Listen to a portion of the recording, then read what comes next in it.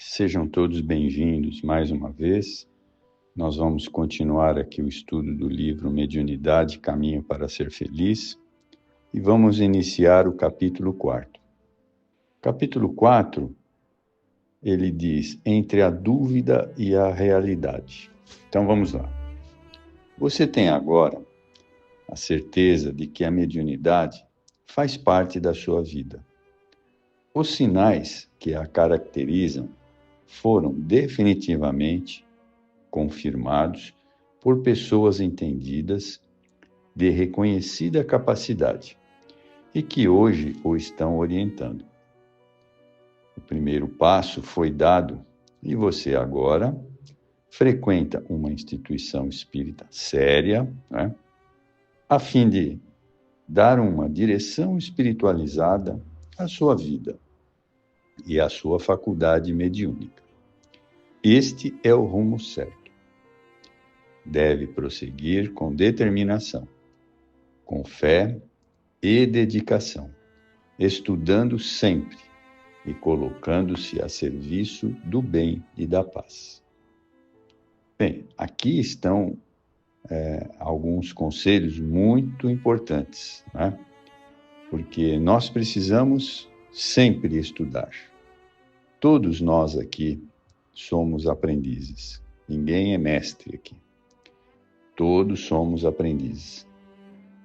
E para isso, nós precisamos estudar sempre. Mas continuando, é exatamente quando você já está estudando o Espiritismo e os temas correlatos à mediunidade, quando está lendo as obras espíritas e já pode dizer que conhece um pouco desses assuntos, que lhe chega a oportunidade de participar de uma reunião mediúnica.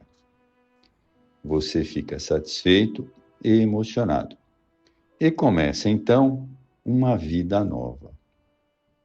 Sua mediunidade passa por testes, digamos assim, decisivos, pois, ao sentir-se no grupo de educação mediúnica, constata a realidade do intercâmbio com o mundo espiritual e a sua própria condição de intermediário entre o plano visível e invisível. Aí surgem as primeiras passividades, ou seja, as primeiras comunicações de espíritos sofredores, necessitados por seu intermédio, as quais lhes são extremamente benéficas. Você sente que está ajudando e sendo ajudado. Mas, nesta fase, começam as dúvidas. Será que são mesmos os espíritos que se aproximam de mim e dizem essas coisas? Ou será que tudo isto é da minha mente? Bem, isso é algo normal de ocorrer, né? Principalmente quando nós estamos no início do trabalho mediúnico. Qualquer coisa nova que se faça na vida necessita de aprendizado. Tem que se dar tempo ao tempo para estar firme nas situações. Mas vejam, a nossa casa de Fabiano, ela tem espíritos que vão velar por nós na hora desse intercâmbio mediúnico. Por isso, nós não precisamos ter dúvidas ou ter medo. Apenas devemos dar a passividade e fazer a sua parte, estudando, comparecendo aos trabalhos, né?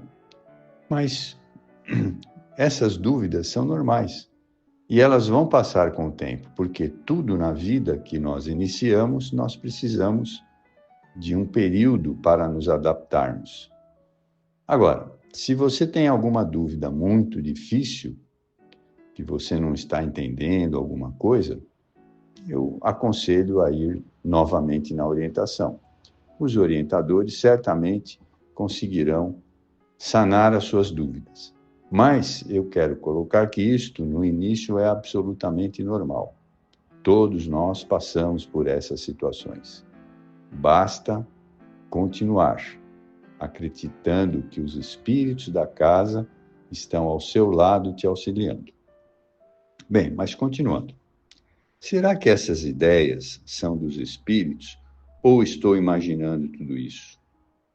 Essas dúvidas são normais na fase inicial da educação e desenvolvimento mediúnico, que, certa maneira, a dúvida é saudável, pois significa que o médium está se questionando, exercendo a autocrítica, para certificar-se de que não está criando em sua própria mente tudo o que ocorre com ele na reunião.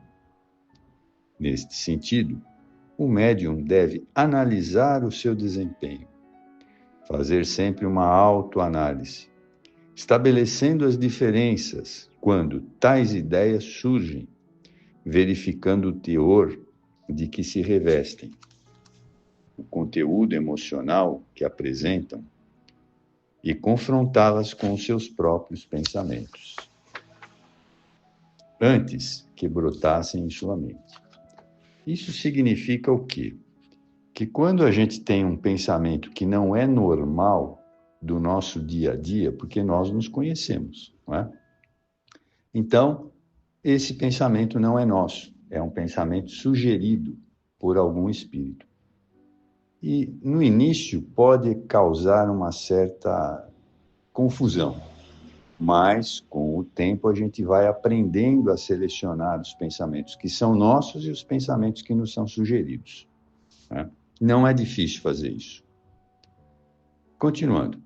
Em que estava pensando antes destas ideias surgirem?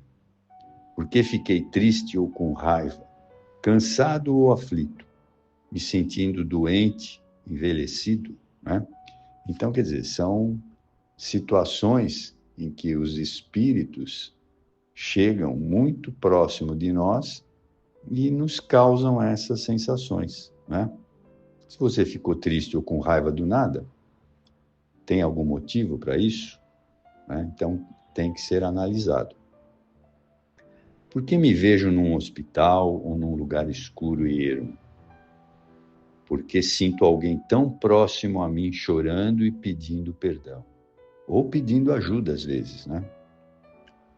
Avaliações desse tipo é que possibilitam o aclaramento das dúvidas pelas respostas insofismáveis que você mesmo irá encontrar. A dúvida enquanto questionamento significa que o médium analisa racionalmente o fenômeno mediúnico e o seu desempenho diante dele. Esse questionamento deve ser mantido ao longo do tempo, submetendo tudo ao crivo da razão, conforme aconselha Kardec, né? Então, Kardec era muito claro nesse aspecto. Tudo deve ser analisado à luz da razão, né? Para que nós não tenhamos surpresas. Se não houver esta avaliação, se desde o primeiro momento o médium aceitar tudo o que vem por seu intermédio, se julgar que os espíritos que recebe foram na Terra personalidades famosas ou benfeitores espirituais de renome no meio espírita, se mantiver a certeza de que não erram, que já tem conhecimento pleno e completo, se estiver convicto de que trouxe uma missão de relevância e que por isso mesmo, com 1 ano de treinos mediúnicos, já se sente apto a psicografar ou publicar livros, a realizar curas, nesse caso, é preciso dizer a este médium que as coisas não são bem assim, que é preciso parar e autoavaliar-se, que é imprescindível buscar a ajuda de pessoas criteriosas e experientes que conheçam o Espiritismo e tenham reconhecida competência para esclarecer, né? Então, essas situações podem ser comum ou não, né?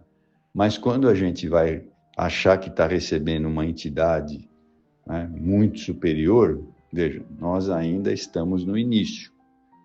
É um pouco difícil estarmos recebendo entidades superiores, né? Então, muito cuidado com isso para que nós não fiquemos obsediados. Aí, continuando.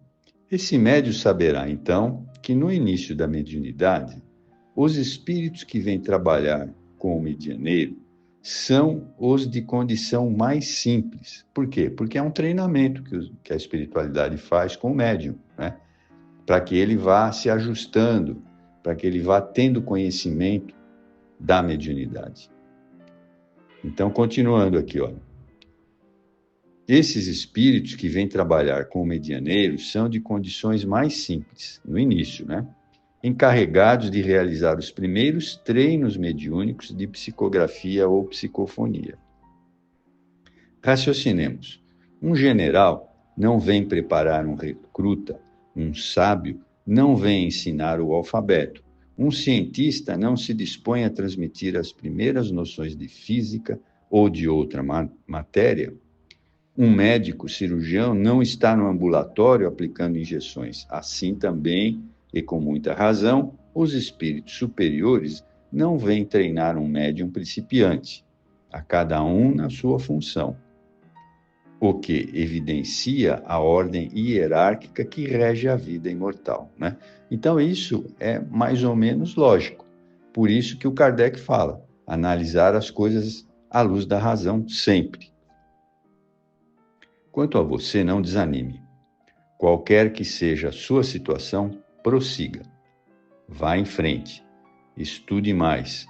Confie na proteção dos bons espíritos, que vem a boa vontade e a atuação de cada um. Veja, nós temos que, na mediunidade, colocar amor no trabalho, né? E isso é muito importante, porque os espíritos percebem esse amor. E aí eles vêm sempre nos auxiliar. Mas continuando aqui. Eles o amparam e inspiram desde que você se torne receptivo, sendo fiel aos princípios evangélicos do Cristo à luz da doutrina dos espíritos. Por isso, temos que estudar sempre. Somente o estudo nos traz essa tranquilidade, porque sabemos o que exatamente Kardec colocou. Se o seu caso é o das dúvidas retrocitadas, você já percebeu que fazem parte do exercício da mediunidade. Assim, reconhece com satisfação que as reações, ideias e emoções que afloram em um seu íntimo no transcurso da reunião mediúnica não são as suas, e sim procedem de espíritos que ali estão e que foram trazidos pelos mentores para serem beneficiados e, em simultâneo, ao narrarem os seus dramas, problemas e conflitos, transmitirem ensinamentos profundos acerca da lei de causa e efeito que vigora no universo, tal como seleciona a cada um de nós. E Jesus disse muito sabiamente, a cada um segundo as suas obras, né? Então, nós também uma advertência bastante séria. A psicografia ou a psicofonia só deve ser exercida no centro espírita. Não pode ser exercida em casa ou na casa de alguém. Por quê? Porque somente no centro espírita existe toda uma segurança do plano espiritual para que nós possamos fazer esse trabalho. Então, isso é muito importante e deve ser observado sempre. E aí, para concluir, a Sueli coloca assim: confio na proteção divina e dos mentores amigos, quando atuo como intermediário dos espíritos desencarnados, pois estou a serviço da caridade e orientado em bases seguras, né? Então, esse foi o capítulo 4, né? E vamos continuar oportunamente. Espero que vocês tenham gostado. Muito obrigado.